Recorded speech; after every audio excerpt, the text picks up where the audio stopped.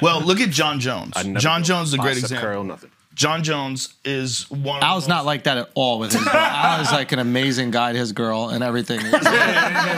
I meant about his athleticism. Jon has tiny calves. Yes. They're tiny. They're like almost non-existent. It's the craziest thing. And he works out fucking hard. Nobody works out harder than Jon Jones. Just powerlifting, deadlifting, squats. Yes. Calves are still tiny. Tiny. Like tiny calves. Like, it makes no sense. Look how little his calves are. Yeah. Like, you can see there. They're so small. And he's got, like, literally the perfect frame for fighting.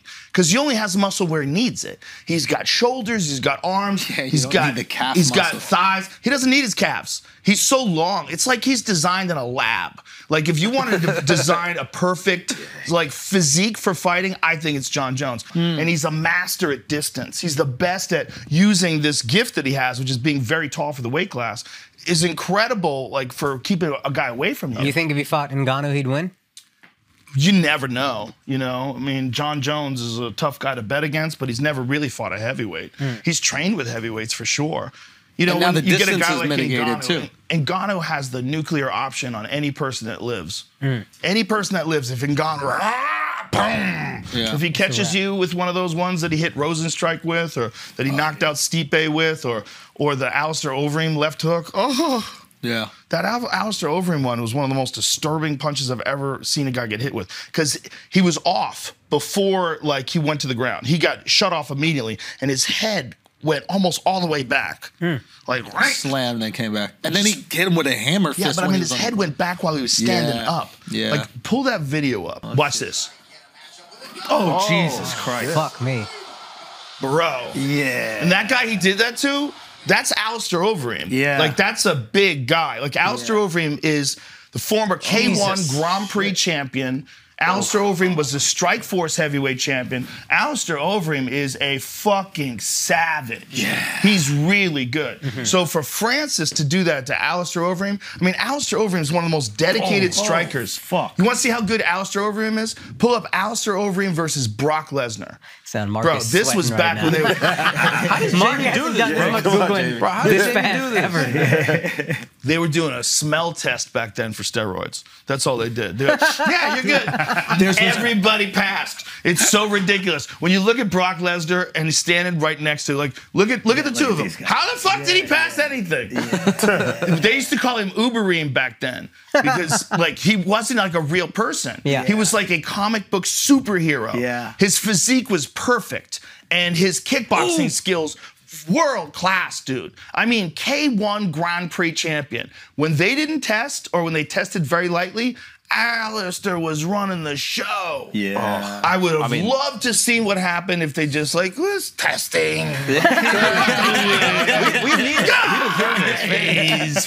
we had to do our best. Wait, do any of Everybody wants to do their best.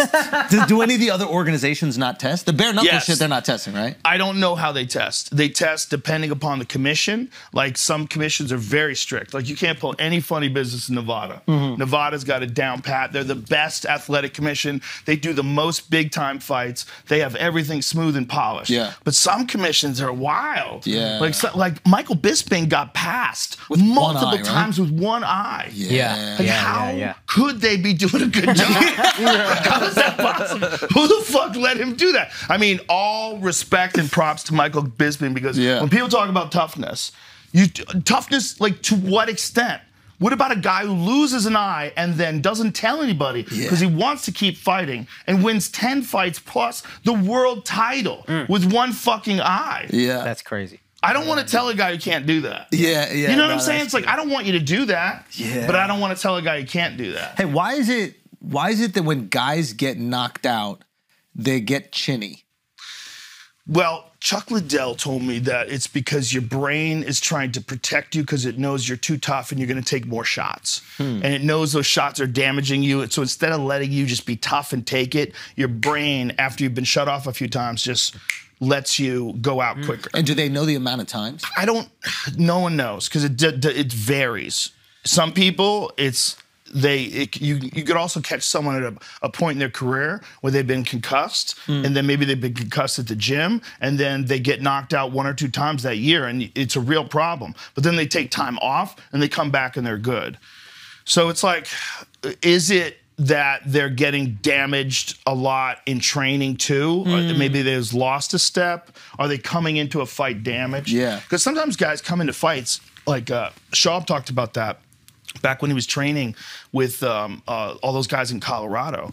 Like they would have some crazy ass wars. Yeah. And guys would get banged up really bad in the gym. Yeah. And then they would fight and they would already be kind of That's the football thing. Yeah. It's like those guys are getting concussed in practice, and they're putting them back out there. Schaub used to spar with Shane Carwin. Yeah. Shane Carwin's fists are 2 of my fists. Yeah. I'm not exaggerating. He was a preposterous man, and Schaub used to spar that dude. Yeah. And Shane Carwin was probably the single biggest one-punch, other than Ngannou, striker ever in the UFC. Shane Carwin knocked a lot. Look at that was Shane Carwin. That's a big boy. Dude, he was a house. That's a big boy. He was the interim champion, and he almost got Brock Lesnar. He had him fucked up in the first round, and he was on top of him and beating the shit out of him, but he gassed out.